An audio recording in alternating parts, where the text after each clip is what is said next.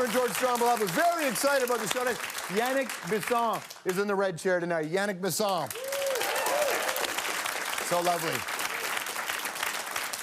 There are about 15 people when you put on the show. All the women and 10% of the men go wild. Yannick is definitely one of them. I hope you had a wonderful weekend. It was so lovely to be with all of you in Banff this past weekend. We hosted this block party to help kick off Sochi, sending our Canadian Olympians off to the 2014 games. So excited. The little kids with their face painted, all the little puppies with Canada flags jammed in their fur.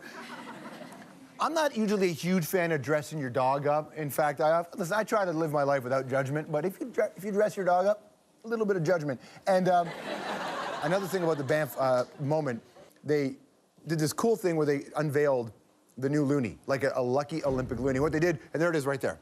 A loonie that looks like it's drowning in tar sands tailing ponds is, now maybe it's not drowning or trying to escape. Maybe it's just splashing itself, enjoying the delicious, delicious oil. I don't know.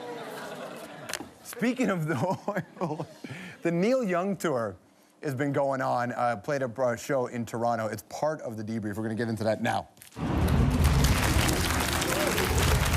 Now, let me just say this because I understand, judging by your response on Twitter, it's such a pissy debate. And listen, I say this with love and an open heart. I'm over partisanship in this country. I think it sucks. I think it it keeps us down. I'm not telling anybody how to live your life, because, baby, you got to be you. But it's not just a partisan issue. Yes, Prime Minister Harper absolutely loves to bathe the nation in oil. But the truth is, the whole oil sands thing vastly expanded under the prime ministership of Jean Chrétien. Vastly expanded under Jean Chrétien, who, by the way, on Saturday, happy birthday, Mr. Prime Minister, turned 80 years old. Obviously, he has been one of the most dominant leaders in our country in recent decades, and he has his own perspective on how to deal with his own reality. So to celebrate the birthday of the former Prime Minister, here's what he said on our program, and he was in the red chair back in '07. What's it like touring the country as a former Prime Minister as opposed to a sitting Prime Minister? Well, it's easier. People tend to be nice. There's, of course, when you're the Prime Minister, you always have protesters, but you get used to it, but it's never that pleasant anyway.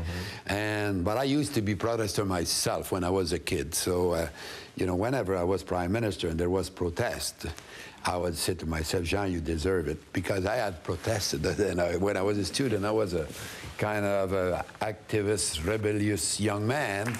Prime Minister Chrétien has just an unbelievable view on Canadian politics, so happy birthday to him. Like I said, oil sands vastly expanded under Prime Minister Chrétien. Now, I was at Massey Hall to see Neil Young last night. It was such a great show. Neil just crushed song after song after song. He's not normally the most talkative during concerts, but in this one, he was. He was really good there. The music was top-notch. There was homework. There was homework for sure. This was the first in a series of 4 Honor the Treaties concert that Neil is doing to raise money and awareness for the Athabasca Chippewan First Nation. He says they've had their treaty rights trampled by oil development in Alberta, and he wasn't pulling any punches when Uncle Neil spoke about it on the weekend. To me, it's a basic matter of integrity on the part of Canada. Canada is trading integrity for money. That's what's happening under the current leadership in Canada. Now, strong stuff from Neil. Thank goodness there are people like Neil. Even if you don't agree with him, it doesn't matter.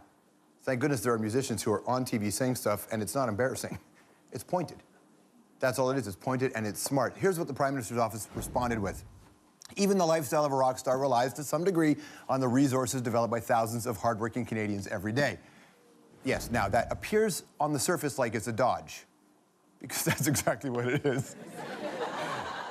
It's exactly right. Once again, blaming the rock star, totally missing the point, right? You know, I believe rock stars have proven over time they know how to develop sustainably. I believe everybody can point to the very famous ethical mining of Cocaine Mountain back in the 70s. They mine that rock, and it still continues to bring people lots of jobs, okay? If you go to Strombo.com, you get more of Neil's political activism, and I get there are some people out there who say, listen, Uncle Neil is a little bit too outspoken for an absentee Canadian, lives in California. But here's the thing.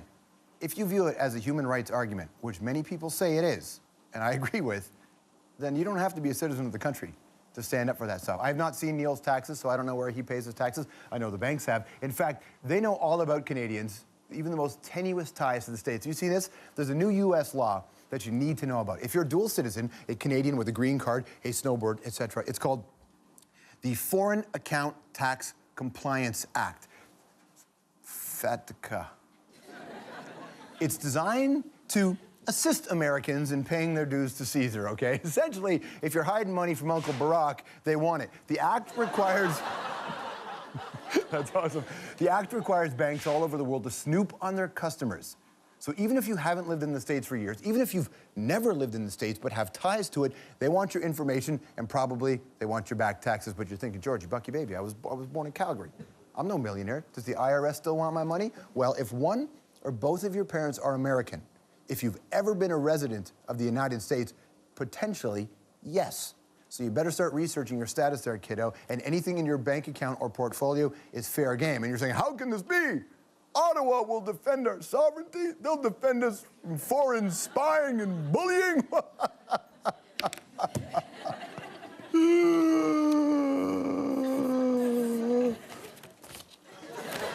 Finally, musical tidbits for you. On this day in 1964, Bob Dylan's The Times They Are A-Changin' was released. An absolute game changer of a record. Today in 1968, Johnny Cash, hello, I'm Johnny Cash, recorded live at Folsom Prison. And for all you Pink Floyd fans, specifically to you 50-plus dads sneaking out to the garage in the commercials, just to hit it one more time for old time's sake. And I know you're out there, you're telling them, oh, I'm working on furniture, I'm making a bench. Sure. I'm not judging. I'm sending you love. Scientists have interesting news about the theme of your favorite album. What would you expect the actual dark side of the moon to be? We're guessing black, right? Would it be, yeah? Well, the U.S. National Oceanic and Atmospheric Administration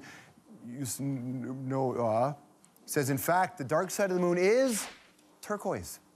Not only one of my favorite colors, one of my favorite words, especially when it makes a triple word score in Scrabble with the bingo. And you know, 104 points, sailors. Anyway, astronomers in Hawaii have been studying pictures taken over the last couple of years, and they noticed a halo that appears in the movement of the light, and it comes from the sun, bounces off the Earth, and bounces off the moon. And when it comes back to the Earth, turquoise. Call me cynical, but I always assumed it would be as pink as the Floyd album that released it, right? But in the end, it doesn't matter what color it is. It's 2014. We're trying to move beyond color. As long as the light that reflects off the moon still lines up with the Wizard of Oz, that's what's really important. And that's your debrief.